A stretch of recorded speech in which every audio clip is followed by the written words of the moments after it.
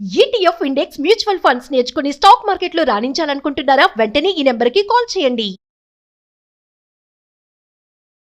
నమస్తే రమగారు. నమస్తే జయ. రమగారు, 40స్లోకి వచ్చేసిన తర్వాత ఒక చిన్న చిన్న కన్ఫ్యూజన్స్ అండి.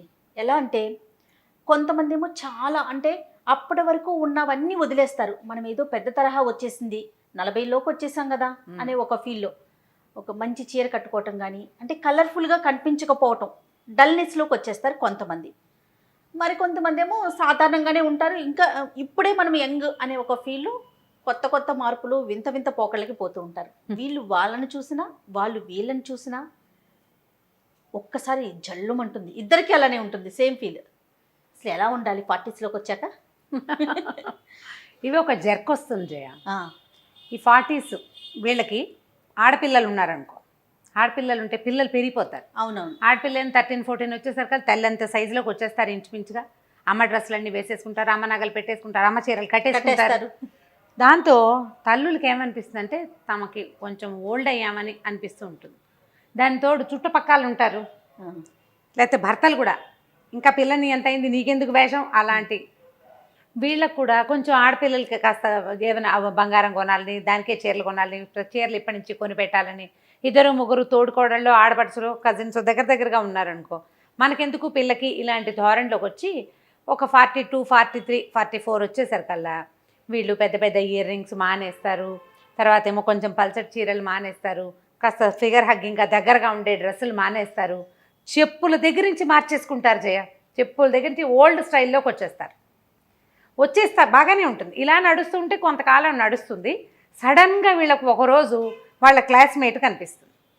ఈ క్లాస్మేట్ మన ఈ మధ్య ఎవరో చక్కటి అందమైన సింగర్ లాగా, నాజుగ్గా, చిన్నగా బొమ్మలాగా ఉండి చక్కగా ఏదో మంచి డ్రెస్ వేసుకుని టింగు రంగా మనకు కనిపించింది అనుకో, కడుపులో మండిపోతుంది. ఎంత కష్టంగా ఉంటుందంటే ఆ వచ్చింది ఊరుకోకుండా ఏమిటో ఇలా తయారయ్యామంటుంది అనేసరికి చాలా దుగ్ధగా ఉంటుంది. అది కరెక్టో నేను కరెక్టో అర్థం కాదు. అలాగే ఉండాలా, ఇప్పుడే కదా మనం జీవించాలి అన్నట్టుగా ఉండాలా, లేకపోతే ఇట్లా కొంచెం పెద్ద మనిషి తరహాగా అని మనం అనుకుంటున్నాం కదా, ఈ తరహాలో ఉండాలా, మనకి ఎప్పటికీ అర్థం కాదు. అయితే రమ్మగారు, ఉద్యోగాలు చేసే మహిళలను తీసుకుందాము. కనీసం ఒక 25, 30 లోపు పెళ్ళయింది అనుకుందాం. 30 నుంచి 40 లోపు పిల్లలు పుట్టడం, మళ్ళీ మన బాడీ మనకి వచ్చే అవకాశాలు రావటం, 1, 2 డెలివరీస్, ఈ కార్యక్రమాలన్నీ అయిపోతాయి కదా. 40 దగ్గర పడుతున్న దగ్గర నుంచే మన ఫిగర్ మీద మనం కాన్సన్ట్రేట్ చేయగలుగుతాం. ఎవరు ఉద్యోగాలు చేసే మహిళల సంగతి నేను చెప్తున్నా. అలాంటప్పుడు వాళ్ళకి ఎలాంటి ఆలోచన ఉంటుందంటే, జనరల్గా సరే ఒక 10 ఏళ్ళు వెనక్కి వెళ్ళిపోయింది కెరీర్ మొత్తం, మళ్ళీ మనం రీస్టార్ట్ చేస్తున్నాం, మళ్ళీ మనం నలుగురిలోకి వెళ్తున్నాం, ఉరుకులు పరుగులు పెట్టాలి, అందులో భాగంగా మనం కూడా ఫిట్గా ఉండాలి అనే ఆలోచన వచ్చేస్తుంది. ఇప్పుడు ఫిట్ సరే, ఫిట్తో పాటుగా అన్ని మార్పులు చేర్పులు చేస్తుంటారు. చేస్తున్న ఉద్యోగాన్ని బట్టి కావచ్చు, లేకుంటే తిరిగే పరిస్థితులను బట్టి కావచ్చు. ఎందుకంటే ఒక 10 ఏళ్ళు వెనక్కి వెళ్ళిపోయాం కదా అనే ఆలోచన సహజంగా ఉంటుంది. ఇలాంటప్పుడు ఎవరైతే ఇంట్లో ఉంటారో వాళ్ళకి కనిపించినప్పుడు వాళ్ళకి మీరు అన్నట్లుగా నేను తప్ప వాళ్ళు కరెక్టా అనే ఆలోచన వచ్చేస్తుందేమో, బహుశా వస్తుంది కదా. అంతే. అయితే ఏంటంటే ఇప్పుడు ఏజ్ తోటి పెద్ద ఆలోచన చేయకూడదు ఈ రోజుల్లో. ప్రస్తుత సమాజం ఎట్లా ఉందంటే, ఇప్పుడు ఏజ్ తోటి సంబంధం లేకుండా నువ్వు గౌన్ వేసుకుని తిరగమని చెప్పరు ఎవరు. చిన్నపిల్లలాగా ఫ్రాక్ వేసుకుని తిరగలేము. కాకపోతే ఈ రోజులకు తగినట్టుగా ఎంతో కొంత మనం స్టైలిష్గా ఉండొచ్చు. దానివల్ల ఏంటంటే ఇప్పుడు ఈ ఏమంటారంటే మిడ్ లైఫ్ క్రైసిస్, నడి వయసులో వచ్చే ఇబ్బందులు, ఇవి శారీరకమైన ఇబ్బందులు 50 దగ్గర పడేసరికి వస్తాయి. 40లో వచ్చేది ఏంటంటే మానసికమైన అశాంతి, ప్రశాంతత కోల్పోతారు జయ. ఏ విషయాలకు అంటారు?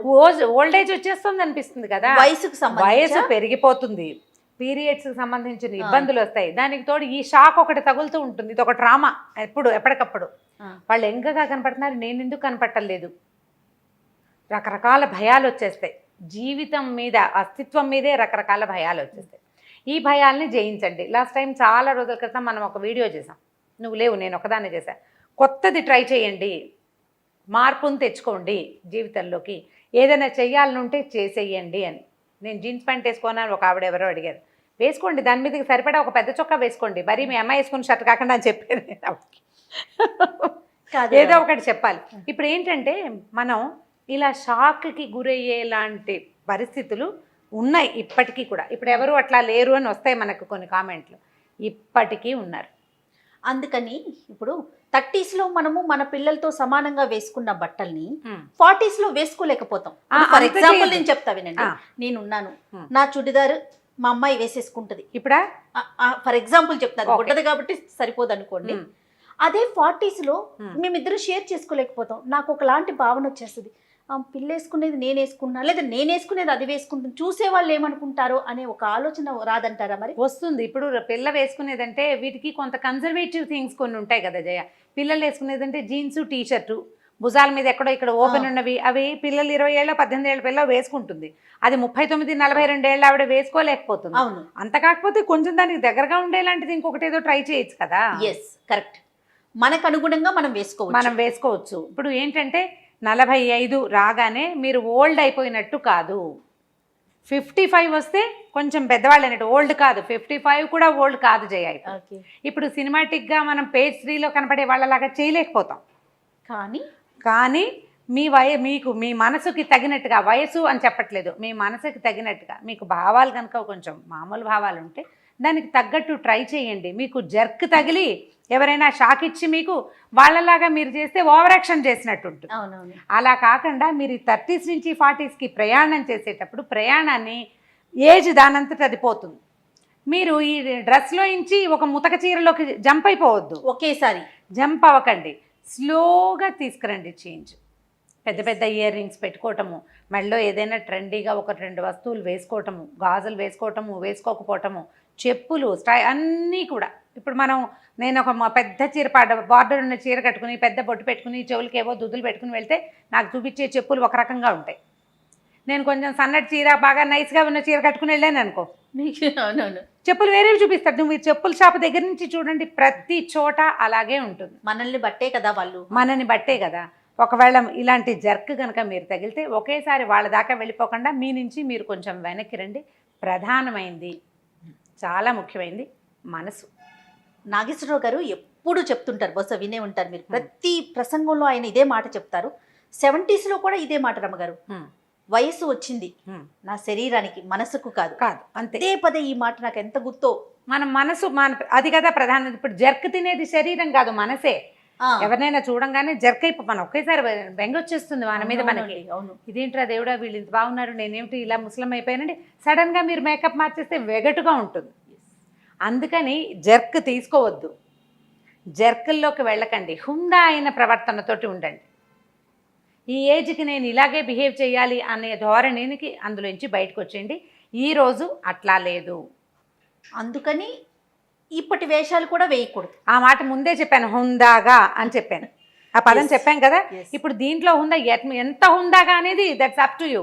నీ యొక్క పరిస్థితి, నీ ఆర్థిక పరిస్థితి, నీ యొక్క సామాజికమైన పరిస్థితి, మనం తిరిగే మన సర్కిల్, మన ఫ్రెండ్స్, మన సర్కిల్. ప్రధానమైనది ఏంటంటే జయ, ఇదివరకటికి ఇప్పటికి తేడా ఎక్కడొచ్చిందంటే చెప్పనా, మనం అమీర్పేటలో ఉన్నాం అనుకుందాం.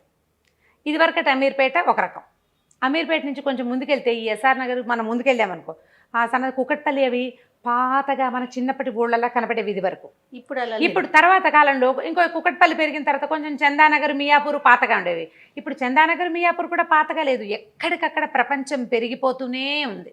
మనం రెగ్యులర్గా ఎవరితోటి కలుస్తామో అదే మన సర్కిల్. ఇప్పుడు ఎక్కడో ఊరవతల ఇల్లు కొనుక్కుని వెళ్తున్నాం, ఓ ఫ్లాట్ కొంటాం, అక్కడ 100 మంది ఉంటారు సమాజం, అదే మన సోషల్ సర్కిల్. అంతే, మన చుట్టాలు పల్లెటూరులో ఉన్న వాళ్ళు కాదు మన సర్కిల్. మన సర్కిల్ మనం రోజు ఎవరితోటి కలుస్తామో, ప్రతిరోజు గుడ్ మార్నింగో గుడ్ ఆఫ్టర్నూనో ఎవరికి చెప్తామో, ఎవరితోటి చెప్పించుకుంటామో, అది మన సమాజంగా ఈ రోజున ఉన్నది. ఇప్పుడు మనం అక్కడ షాపుల్లోకి వెళ్తాం, అక్కడ హోటల్స్కి వెళ్తాం, అక్కడే మన పిల్లలు స్కూళ్ళకి వెళ్తారు, అక్కడి నుంచే కాలేజీలకు వెళ్తారు. అదే కదా మన సమాజం. సో చిన్న ఆ పెద్ద గుంపుల నుంచి విడిపోయాం, ఈ చిన్న గుంపులో కొత్త గ్రూప్ తయారవుతుంది. వాళ్ళంతా కాకపోయినా మీరు వెనకబడి ఉన్నానని మీకు అనిపిస్తే, ఇది నేను అందరినీ ఈ పని చేయమంటున్నానని మీరు ఎంకరేజ్ చేస్తున్నానని భావించద్దు. ఆ తరహా ప్రశ్నలు కూడా తీసుకురావద్దు. వెనకబడి ఉన్నామేమోనన్న భావనతోటి దిగులుబడి డిప్రెషన్కి లోనయ్యి మీరు బాధపడి ఇంట్లో వాళ్ళని బాధ పెట్టకండి. వెనకబడి ఉన్నామనిపిస్తే పెద్ద స్టెప్పులు తీయద్దు, 1 స్టెప్ తోటి ముందుకెళ్ళండి. ఏదైనా సరే ఒక స్టెప్, స్లోగా స్టెప్స్లో, బేబీ స్టెప్స్లో నుంచి పెద్ద స్టెప్పులు వెళ్ళండి నిదానంగా. ప్రధానమైనది జర్క్స్ తీసుకోవద్దు. మిడ్ లైఫ్లో జర్కులు చాలా ప్రమాదకరం. దానివల్ల విపరీతమైన డిప్రెషన్స్ వస్తాయి. ఉమ్. ఈ వచ్చే మిడ్ లైఫ్లో వచ్చేటువంటి డిప్రెషన్స్ హార్మోనల్ ఇంబ్యాలెన్స్కి కారణం. ప్రధాన కారణం అవుతాయి. ఒకటి హెయిర్ లాస్, ఇంకా తొందరగా ఏజింగ్లోకి వెళ్ళిపోతారు, వయసును ఇంకా పెంచేసుకుంటారు మీరు. కాబట్టి ఆ పరిస్థితుల్లోకి వెళ్ళబోకండి. జర్క్ తినకుండా ఉండాలంటే ఏం చెయ్యాలో చూడండి. తప్పకుండా. అంతే. నమస్తే రమగారు. నమస్తే జయ. అలనాటి అమ్మమ్మ రుచులు, భారతమ్మ రుచులు, స్వచ్ఛమైన పొడులు, పచ్చళ్ళు.